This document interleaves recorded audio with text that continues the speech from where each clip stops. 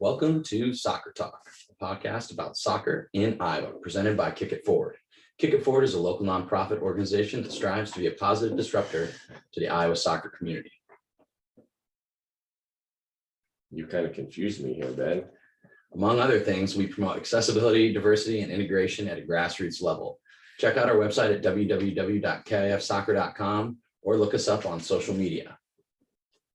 This podcast is distributed on multiple platforms, including Apple Podcasts, Spotify, and Google Podcasts, even Stitcher, Luke Freeberg.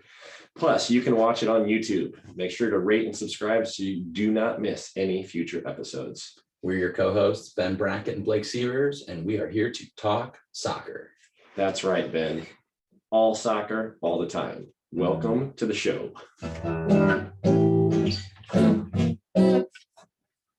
Good morning, good afternoon, good evening, Iowa soccer supporters.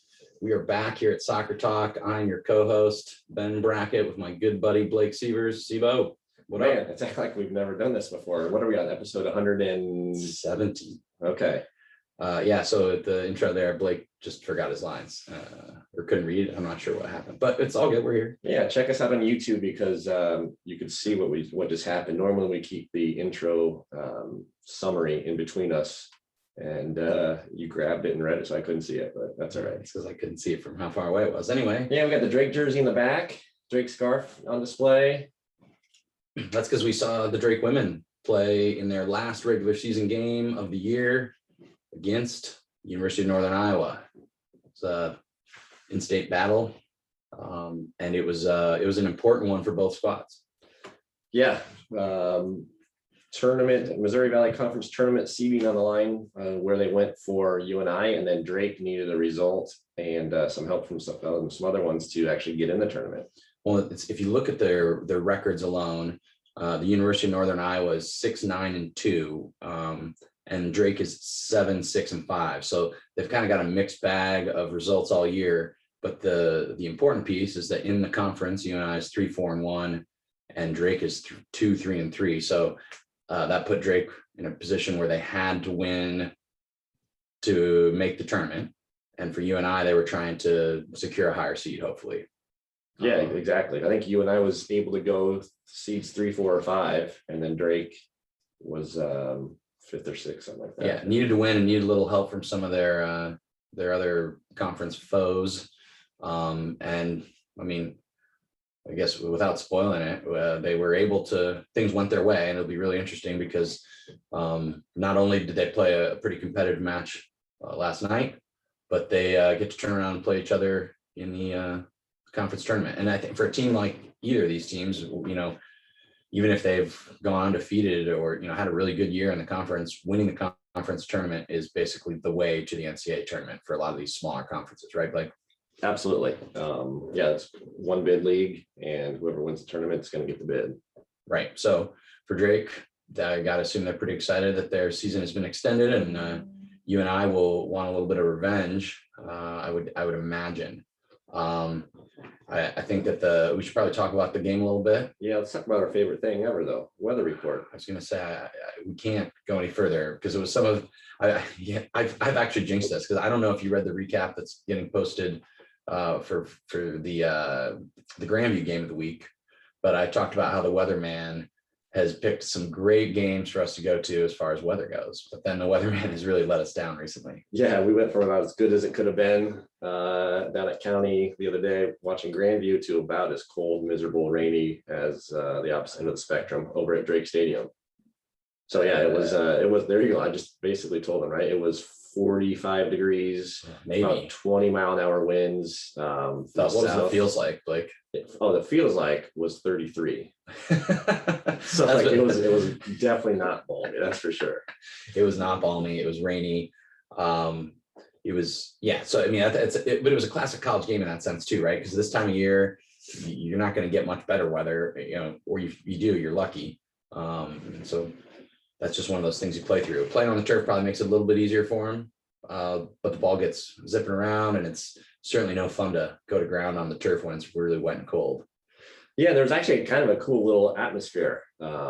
I will say the Drake supporters were definitely a little bit more quiet than UNI. UNI contingent was loud, boisterous, trying to bring some energy, and they needed it because they went down 2-0. But should we talk about the goals a little bit? Yeah, I mean, again, classic college soccer goal. The first goal, cross off a corner kick into the box. First contact went to Drake, but it was, I mean, it was hard to see from where we were. But it scrambled around a little bit, and then I believe it was it Emma Nagel Emma Nagel hit the first shot, and it was followed up by McKenna Shepherd, who's a freshman, pounced on it. And she played. We went to a game over at Creighton. Remember that Council Bluffs St. Albert against like Tri-City 2 years ago, I believe. McKenna Shepherd played at, I think, at St. Albert. She did. She was really good. That was at Creighton Stadium. I do remember that. She was like the best player on the field by far. Shoulders of everybody. Well, that's really cool that she's having some success. I wouldn't have picked that name out. So thank you for the elephant never forgets. That's what we know. I remember the name. I was like, oh, and she was good, right? I mean, she was one of the better players we've seen. I specifically remember the player. I just couldn't have, like you, the elephant, just don't forget the name. Yeah. So kind of I mean, poacher's goal scorer's goal, maybe you want to say. Yeah, absolutely. But Drake was going into the wind a little bit. Sorry, they had the win in the first half. But I mean, I don't know, UNI kind of held their own, did well. And then second goal, kind of the same little deal, right? Just another set piece. And it makes you wonder if the Lindsey Horner, the Drake coach, and Kevin Brennan were the assistant coach for Drake, had some conversations about just getting it in on top of the goalkeeper, getting it in the box. Maybe, I don't know if that's an issue for UNI or not, but it certainly looked like there was some intent to just get it in on top of them and make them deal with it, which went to their advantage. So, hopefully that was on purpose. Yeah. So, like I said, UNI, I thought was actually pretty good. So we talked to the coaches at halftime. Bruce Erickson started with him, and it was interesting hearing him, right? Because they already qualified for the conference tournament, but that didn't really matter. He wanted to win. Yeah, it was interesting. It was very interesting because down 2-0, that was of course they want to get back in the game, but it seemed like it wasn't even that, he wanted to just go back and win it, right? I mean, like there was a lot of times you'd have a coach that's like, yeah, maybe parse his words a little bit, but he was all about it. Well, and with the game, with the first round game, looking ahead a little bit, was on Sunday, or is on Sunday. So it's Friday, so they have 2 days rest. Like, kind of goes into question, like, do you pull out some of your players? But clearly didn't, and was going after it for a little bit of extra rest. Yeah, and in that second half, they were knocking the ball around pretty well.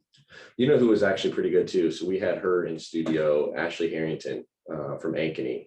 We had her on that signing day pod a year and a half ago now, something like that. I remember that name.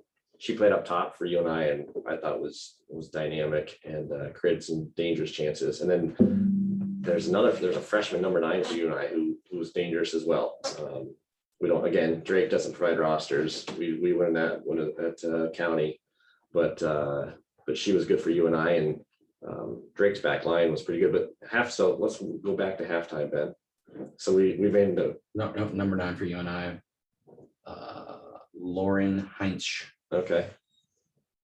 Anyway, she's got I didn't say. Okay. Anyway, sorry. Halftime interviews. We're back. Yeah. So we talked to Lindsay actually inside the Bell Center. No, not Bell Center. Fieldhouse. You're the Drake one. Yeah, I know. So we walked down the tunnel that the football players use. It was kind of cool. So pay attention to our stories, because it was a little Rudy-esque, wasn't it? Going down the tunnel.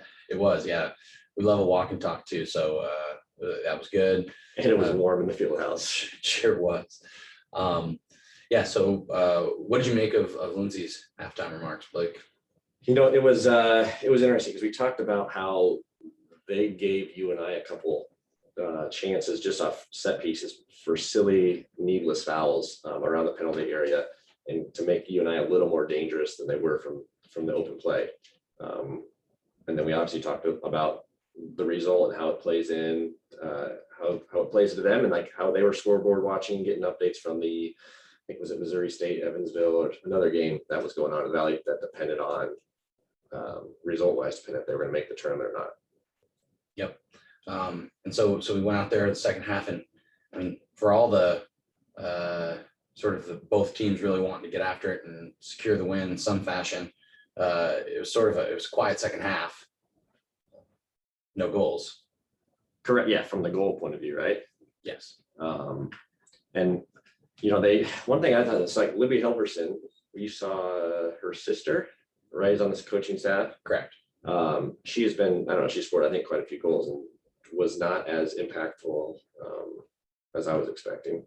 But Yeah, well, that's one of those things, especially then when you say that, like, we'll have to keep an eye on this next game, because it'll be interesting to see, one, will the weather change? Probably won't be rainy and crappy out. But on top of that, they're playing on a grass field. yeah, so to talk about playing the same team in a matter of 4 days. It's a tough 5 challenge. days, something like that. As well as we got a guest in studio. Yeah, should we bring the Titan tactician real quick just to say hello? We got to hurry, tight tactician, so there's not a long, awkward delay. Yeah, just come say hello. Yeah. Say you enjoyed the game last night. Hey guys, enjoyed the game last night. Excellent.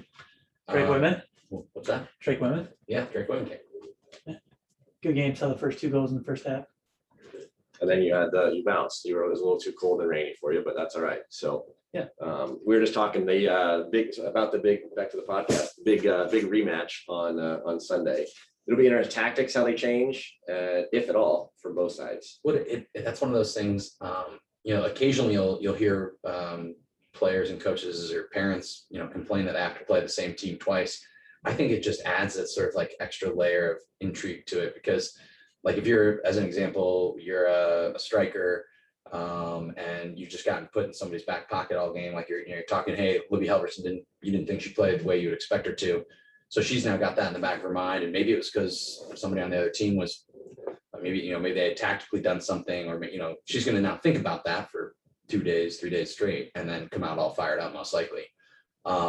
And same token, you could see Drake say, oh, we beat them the other day, it was no big deal. So maybe they come out without their foot on the gas. But I think that's the intrigue of a kind of a back-to-back game like that. Yeah, and the Drake goalkeeper, I think Kelsey Stone has like the record for number of wins, saves, something like that. So, which I thought she did really well.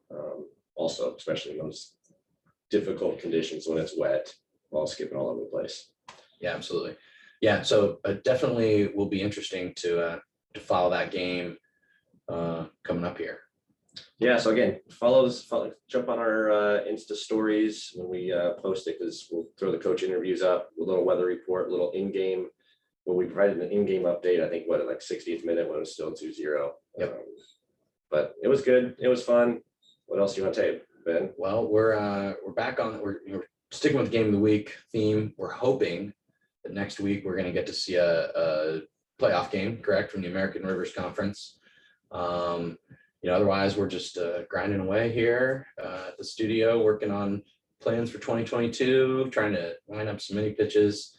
We're working on some new content for next spring for the high school soccer. So, slide into our DMs if there's anything you're interested in hearing, and definitely check out our social media, because especially on today's episode, it's a lot of action.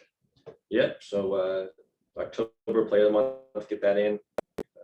I don't know, when is this going to post? I think we're going to do it probably soon. Okay. Yeah. All right. Well, good luck to both the Drake and UNI women this weekend. Thanks Thank to you. the coaches. Sorry. Big time shout out. Go ahead. Yeah, and it was like we definitely caught Bruce Erickson off by surprise. And I assumed Lindsay Horner was like, since she knew we were coming, I assumed she would expect the halftime report, but she was startled. She was a little bit. But no, loved it. Thanks, guys. And then I would just, I guess we're going to play us out. Blake, you want to hop up and hit?